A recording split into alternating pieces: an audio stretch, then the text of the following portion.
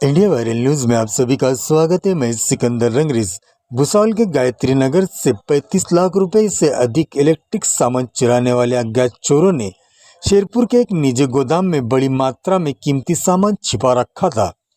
Bhusawal Bazarpeth police, Jalgaon local crime branch, Bhusawal taluka police की मदद से कीमती सामान 18,80,000 की सामान जब्त कर 2 आरोपियों को गिरफ्तार कर लिया गया है।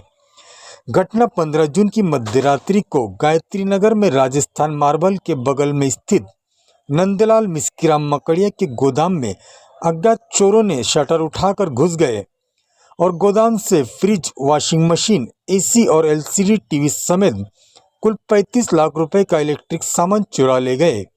आप देखते रहिए इंडिया वायरल न्यूज। हमारे चैनल को लाइक, शेयर, सब्सक्राइब जरूर करें। भुसावल शहरात मेन मार्केटमध्ये डिस्को इलेक्ट्रिक दुकान आहेत।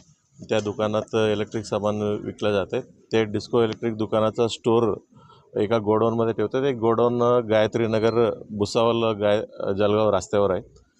त्या गोडाऊनमधून 15 तारखेच्या रात्री जवळपास 35 लाख रुपयाचा मुद्देमाल चोरी झालेला म्हणून भुसावल बाजारपेठमध्ये गुन्हा नोंद केलेले होते। गेलेल्या मुद्देमालपैकी काही फ्रिज होत्या, काही वॉशिंग मशीन होत्या, आणखीन इतर टीव्ही होते, आणखी इतर इलेक्ट्रिक सामान होते।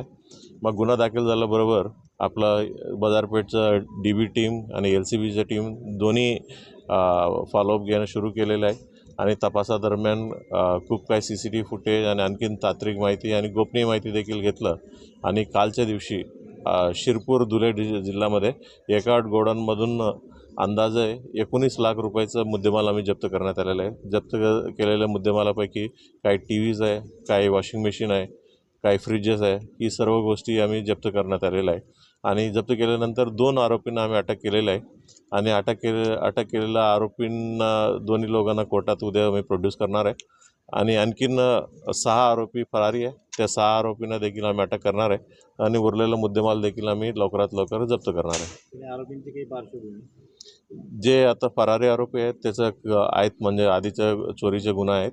आत्ता जे अटक केलेले आरोपी आहे त्याचा अजूनपर्यंत काही प्रिव्हियस क्रिमिनल हिस्ट्री सापडलेलं नाही।